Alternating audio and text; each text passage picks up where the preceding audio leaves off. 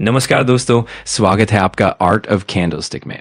ठीक है दोस्तों, अभी हम लोग आ चुके हैं बिल्कुल हमारे नॉर्मल स्क्रीन के ऊपर। फिलहाल अगर देखा जाए, कल के दिन की बात करें, बाजार में गिरावट देखने को मिली। पूरे हफ्ते भर की बात कर ले, 5 दिन की बात कर ले, मार्केट तो काफी अच्छी डिसेंट गिरावट है। 2 से 5% तक गिरते हुए देखने को मिल रहा है। और जिस प्रकार से जियोपॉलिटिकली सिचुएशंस बदल रही हैं, ग्लोबल करंट्स बदल रही हैं, लग रहा है कि आने वाले समय में भी काफी कुछ अनसर्टेनिटी के चलते बाजार का कुछ रिएक्शन दबाव वाला ही हम लोगों को बेयर के फेवर में ज्यादा दिखने को मिलने वाला है।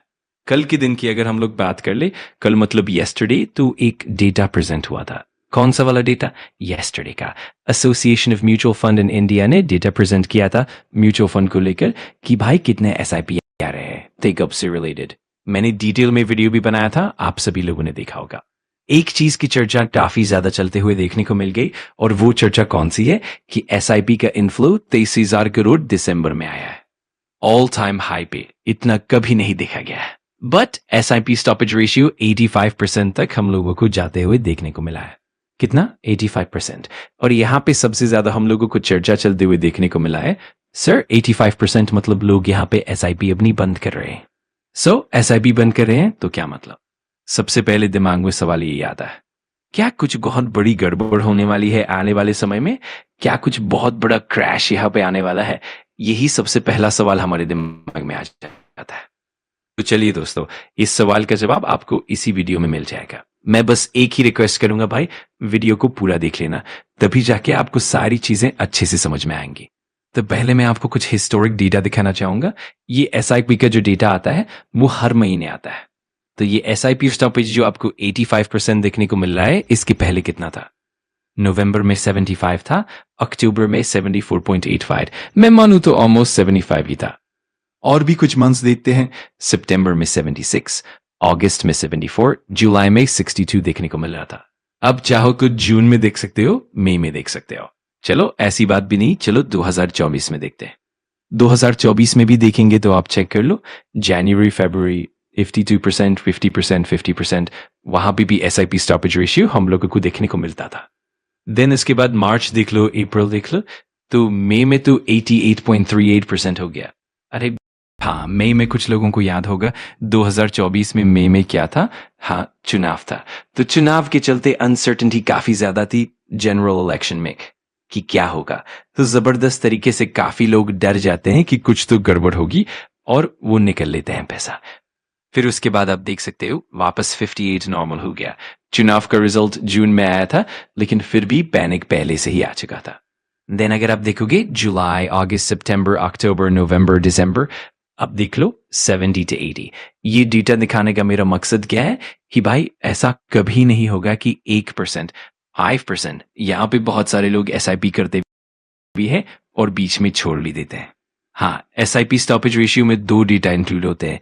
एक डेटा होता है कि भाई आपकी एसआईपी मैच्योर हो गई, आपने टारगेट रखा था 5 साल का, 10 साल का, और दूसरा पॉइंट होता है आपने मैच्योर होने से पहले ही, मतलब टारगेट 23,000 40 ही बोलकर पहले डर के कारण बंद कर दी। एक्चुअली देखा जाए तो सेकेंड वाला ही ज्यादा होता है। पॉइंट क्या है दोस्तों यहाँ पे कि एसआईपी स्टॉपेज रेशियो जो आपको 85% देखने को मिल रहा है, ये कोई अभी की नई बात नहीं है।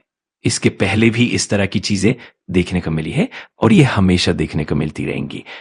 और मजे की बात देख लो दोस्तों, मई मंथ 2024 में जिन्होंने एसआईपी बंद की थी इलेक्शन के डर के चलते, फलाना रीजन हो कह सकते हैं, और अभी कल के दिन के हिसाब से जहां से बाजार चला है, वहां से लेकर यहां तक बाजार ने 14.25% की रिटर्न दे दी। कितना?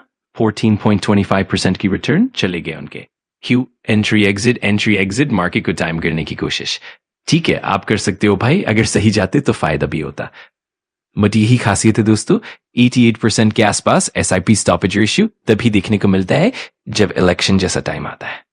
मैक्सिमम लोग वही गलत जाते हैं। मैं पहले भी बता चुका हूं दोस्तों, ये एक गोल्डन फॉर्मूला है। मार्केट हमेशा कॉमन इंसान की सोच के विपरीत चलता है। मैं बोल बोलकर थक चुका हूं, मार्केट ऐसा ही बना है। मार्केट में पैसा कौन कमाता है?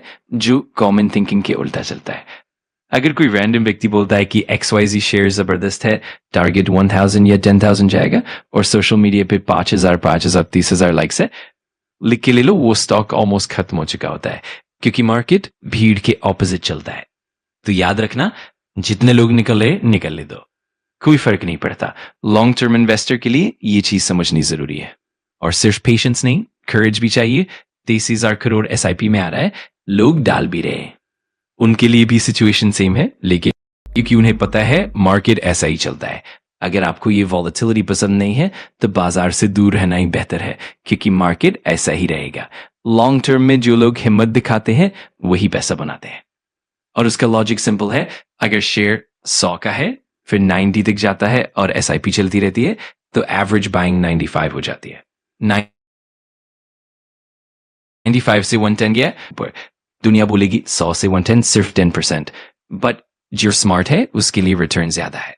अगर आपको वीडियो जानकारीपूर्ण लगा तो लाइक कर देना, कमेंट करके बताना कि अगला टॉपिक कौन सा चाहिए, और सब्सक्राइब कर लेना आर्ट ऑफ कैंडलस्टिक को, ताकि ऐसे ही पावरफुल लर्निंग वीडियोस आप मिस ना करो। Thanks for watching. मैं मिलता हूँ अगली वीडियो में। सीखते रहो, पढ़ते रहो।